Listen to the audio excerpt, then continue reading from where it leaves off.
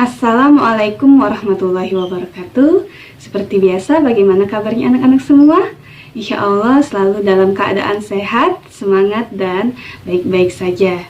Baiklah, hari ini kita akan mulai memasuki pembelajaran subtema ketiga, yaitu menyayangi tumbuhan. Sebelum kita memulai pelajaran pada hari ini, marilah kita bersama-sama say basmalah. Bismillahirrahmanirrahim.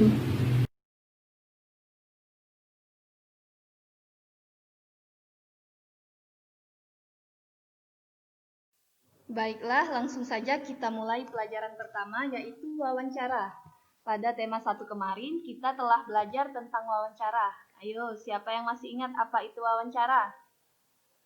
Wawancara adalah kegiatan tanya-jawab untuk mendapatkan informasi mengenai suatu hal. Kegiatan wawancara dilakukan oleh pewawancara dan narasumber. Narasumber adalah orang yang menyampaikan informasi kepada pewawancara.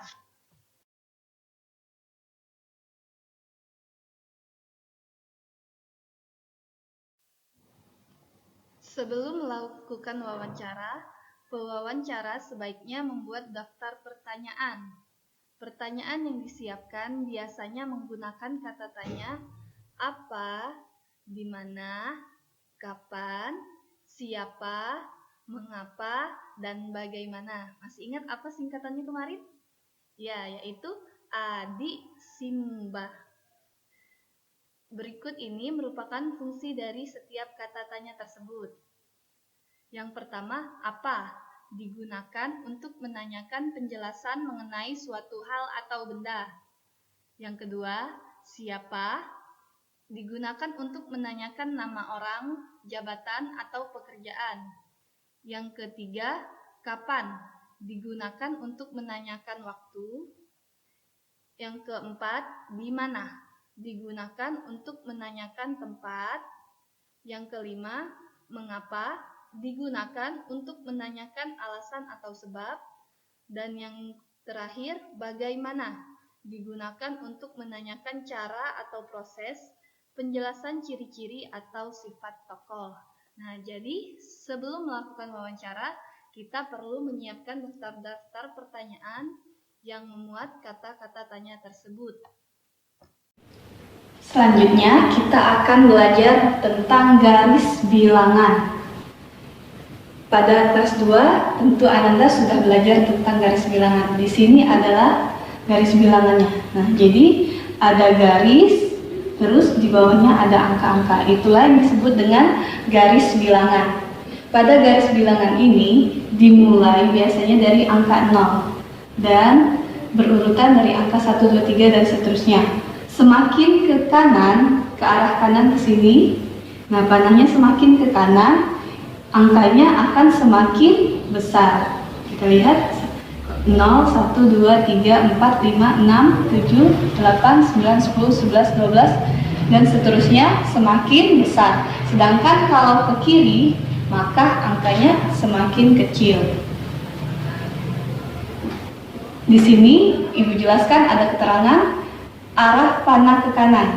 Nah, kalau ke kanan menunjukkan bahwa penjumlahan, sedangkan kalau arah panah ke kiri menunjukkan bahwa pengurangan.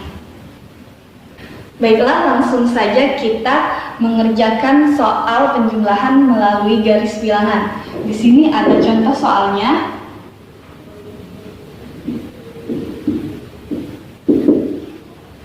4 ditambah 2 sama dengan titik-titik. Nah, kita ingin mengerjakan 4 ditambah 2 sama dengan titik-titik. Berapa 4 ditambah 2? Kita mulai dari 0, angka 4. Berarti 0 ini mengarah ke 4. 1, 2, 3, 4. Dapat kita buat seperti ini. Arahnya ke kanan ya. Kemudian ditambah 2. Kalau ditambah atau penjumlahan tadi arahnya ke kanan atau ke kiri? Iya, ke sebelah kanan. Jadi ditambah 2, maka dari angka 4 ini kita maju sebanyak 2 langkah. 1, 2. Ini 4. Kemudian maju 2 angka.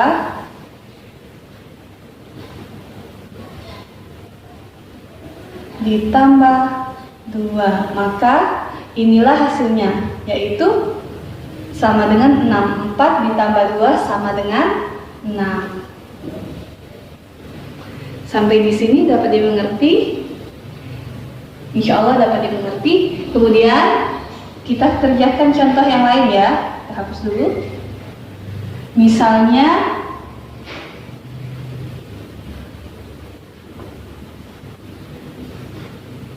tiga ditambah 7 sama dengan berapa? Jadi, pertama angka 3, maka kita mengarahkan ke angka 3. 0, 1, 2, 3. Ketiga set.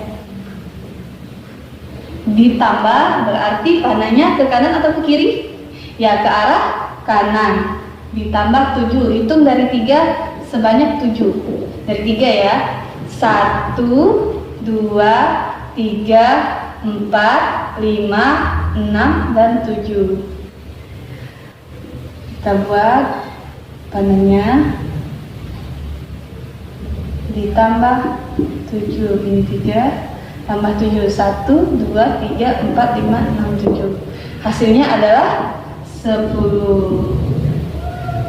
Nah, mudah kan untuk penjumlahan dengan garis bilangan. Jadi kita lihat dulu angka yang pertama berapa, langsung kita tuju ke panahnya. Mulai dari 0, jangan mulai dari 1. Ya, mulai dari 0. Kemudian kita lihat tandanya. Kalau penjumlahan ke arah kanan, kalau pengurangan ke arah kiri. Kemudian berapa lagi angkanya? 7 ditambah 7 berarti ke kanan sebanyak 7 langkah. 1, 2, 3, 4, 5, 6, 7 seperti itu. Insya Allah untuk materi ini dapat dimengerti oleh Ananda semua ya. Pelajaran selanjutnya yaitu tentang motif hias tumbuhan. Selain dijadikan tanaman hias dan bahan masakan, beragam jenis tumbuhan juga dapat dijadikan motif hias pada kain, mulai dari daun-daun, bunganya, ataupun batangnya. Nah, dapat kita lihat perhatikan beragam jenis motif hias pada kain pada gambar berikut ini.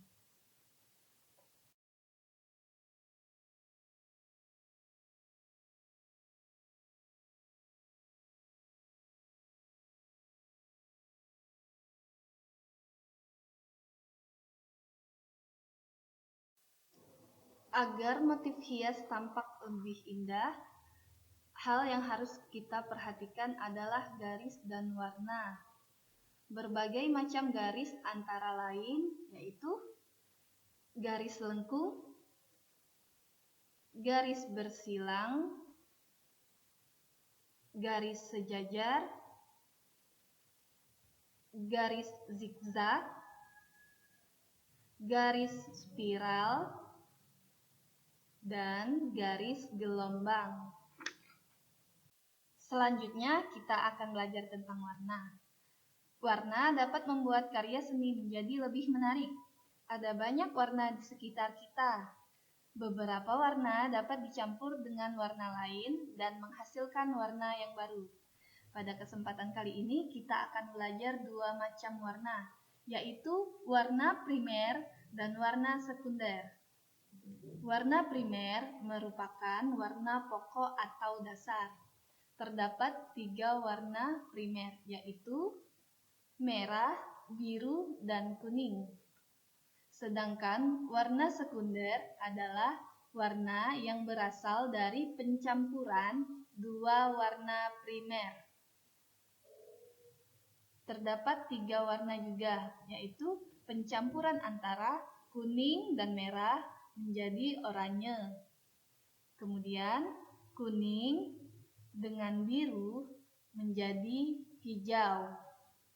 Dan warna merah dengan biru menjadi ungu. Sebagai manusia, kita memiliki hak dan kewajiban. Keseimbangan antara hak dan kewajiban merupakan pengamalan sila kedua Pancasila. Hak adalah segala sesuatu yang harus kita terima. Jadi, hak itu adalah yang harus kita terima. Bisa berupa bentuk hadiah ataupun bentuk lainnya. Sedangkan kewajiban adalah segala sesuatu yang harus kita kerjakan. Jadi kewajiban adalah sesuatu yang harus kita kerjakan. Hak dan kewajiban haruslah seimbang. Biasanya hak akan kita dapatkan setelah melakukan kewajiban. Dalam lingkungan keluarga atau di rumah, setiap anggota keluarga memiliki kewajiban atau tugasnya masing-masing. Pembagian tugas tersebut sesuai dengan peran masing-masing. Misalnya, ayah dan ibu berbagi tugas dalam mencari nafkah untuk memenuhi kebutuhan keluarga dan juga mengatur rumah agar kegiatan di dalamnya berjalan dengan tertib.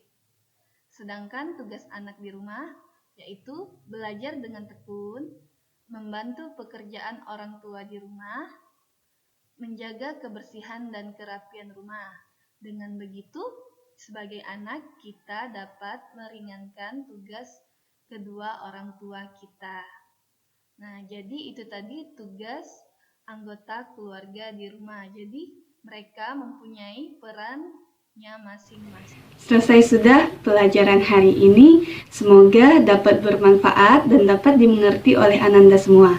Untuk tugasnya hari ini silahkan warnai motif hiasan tumbuhan pada halaman 71. Sana ada gambar ya. Marilah kita sama-sama mengakhiri pelajaran hari ini. Say hamdalah. Alhamdulillahirabbil alamin. Seperti biasa, jangan lupa like, subscribe, dan komen-komen.